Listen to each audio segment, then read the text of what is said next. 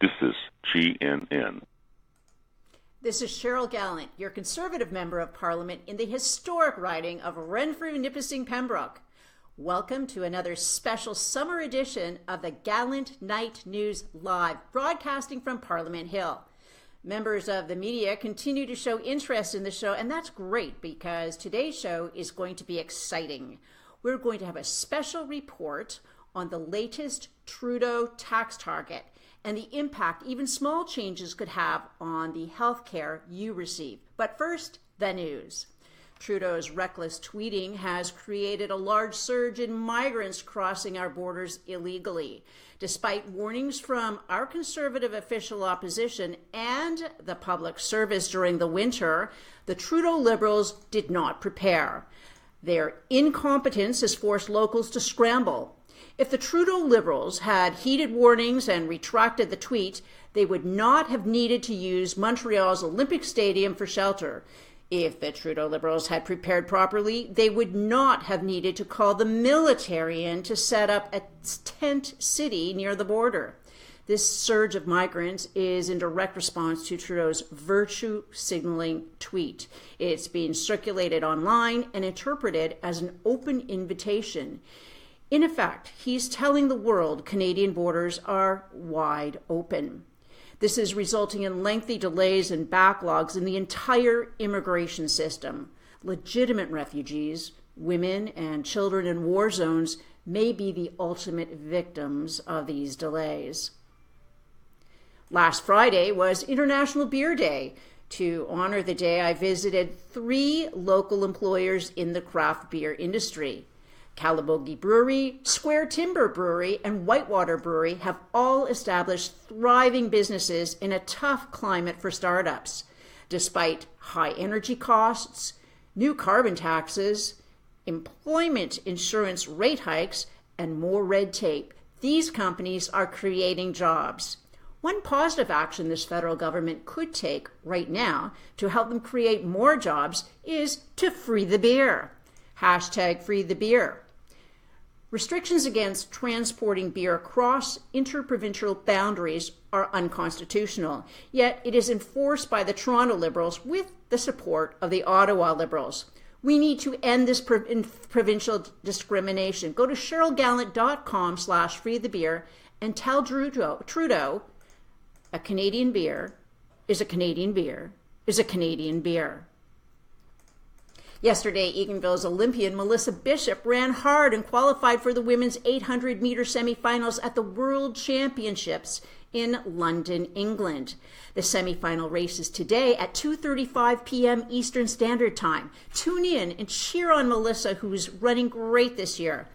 Last month, she won her 4th national title in Ottawa. Then, Melissa went to Monaco to beat her own Canadian record she had set at last year's Olympics. We'll post a link to the live stream in the comments below. Next up, our special report. Trudeau has spent the past 2 years jetting around the world giving out billions of Canadians' hard-earned dollars. Costs are piling up, and the government can only charge so much bad spending to the country's credit card before the bills must get paid.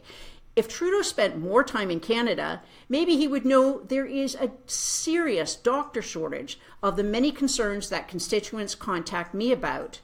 The lack of local doctors and the fear of losing their family doctor, if they have one, is always raised. This shortage is only going to get worse with the announcement by Toronto's street-based finance minister that doctors are the latest Liberal tax target. Unlike the last tax target, small family-owned campgrounds lose their livelihood if they move, but doctors have job mobility. The doctor shortage is most acute in smaller communities. The first people who will suffer for this change in tax policy to pay for bad spending will be local taxpayers who already must pay cash incentives to attract doctors. The next group to suffer will be Canadians without a doctor. That number will rise as older doctors retire rather than facing the rising expenses and shrinking income. A recent international study on healthcare ranks Canada almost at the bottom when it comes to health outcomes, and at the bottom, only slightly ahead of the United States when it comes to access to healthcare. That means among the 11 systems studied, every other country had better access to healthcare services except the United States. The worst part of the proposed tax change targeting doctors is that only a few years ago, the Liberal Party of Toronto changed provincial tax laws so it could pay doctors less. Now, these same Liberals here in Ottawa are calling that tax law change a tax loophole. Unfortunately, in Ontario, it is average Canadians whose health will suffer as Trudeau looks for more ways to pay for his bad spending. When our Conservative government identified a tax disadvantage where one group of Canadians pays more tax than another group of Canadians in a given set of circumstances, we lowered taxes. When the Liberals identify a tax difference, their solution is to raise taxes. Does that sound reasonable to you? Let me know what you think in the comments below. That's all the time we have for today. Live from Ottawa, this is Cheryl Gallant wishing you a great weekend. This is GNN.